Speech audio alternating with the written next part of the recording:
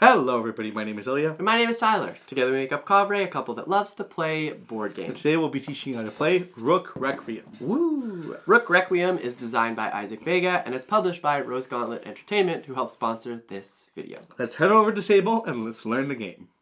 As always, you'll begin by setting up. You'll first set aside and shuffle the Ghost deck and the Rook cards. You'll then remove cards from the Suits deck based on your player count. 1 to 5 of each suit for 3 players, 1 to 2 of each suit for 4 players, and no cards removed for 5 players. You'll shuffle the deck and deal 11 cards to each player. The remaining cards form a nest from which you'll reveal the top card. This card will determine the trump suit for the round. You'll set the trump suit and shuffle the cards back into the deck.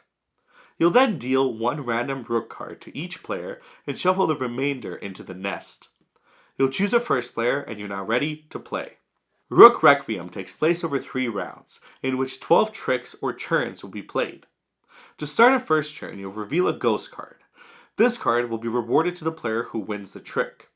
Some ghosts will change the rules of the game, while others will simply provide points. Now the way trick-taking works in this game is the first player will play a card of their choice from their hand. After the card has been played, they have set the lead suit of the trick. The next player must play a card from their hand that matches the suit, or they can play a Rook card. If you cannot play a card that matches the suit of the lead card because you don't have a card of that suit in your hand, you may then choose to play any other card from your hand. The next player will then do the same until all players have played a card. The winner of the trick will be the player who played the highest trump card. Now if no trump cards were played, the winner will be the player who played the highest card in the lead suit. Now once a winner is determined, they'll gather all the point cards and collect the ghost card for themselves. The remainder of the cards will go into the discard pile. The winner of the trick will lead the next trick. Now let's talk about some specific cards and instances. Your deck will range from 1 if playing with a full player count to 14. Your 5s, 10s, and 14s are points cards. They will grant points to the player who wins the trick they're in. Pay attention to when you play these cards, as you want to try to claim these cards for yourself. Trump cards are any cards that match the trump suit of the round. You cannot choose to play a trump card instead of the matching suit, but in an instance where you don't have the card of the lead suit, you can choose to play a trump card instead and hopefully win the trick. Rooks may be played at any time. They will copy the suit of the last card played, and they grant 20 points to the player who wins them in the trick. Hence, you'll want to use them to your advantage. If you start a trick with a rook, it will take the suit of the trump that round. There's 8 rooks in total and 4 different ones in the game. This one, for example, has a value of 20. This one you'll choose if it's one higher or one lower than the most recent card played. This rook's value is double the value of the most recent card played.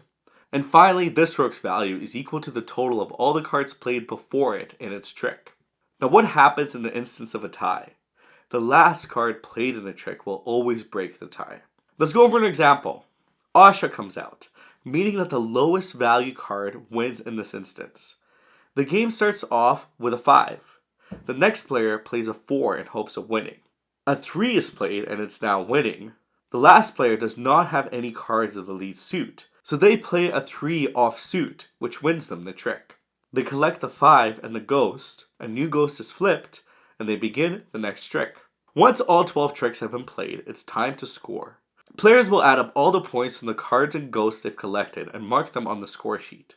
To start the next round, all cards are returned to the respective decks, and you'll repeat the setup stages and play a new round. Once 3 rounds have been played, you'll tally your final score, and the player with the most points wins. And that's Rook Requiem. If you found this video helpful, hit that thumbs up button, hit that subscribe button if you're new here, or if you have any questions, let us know down in the comments below. I'm ready to play some rooks. Now if you want to learn more about Rook Requiem, hit that link in the description down below.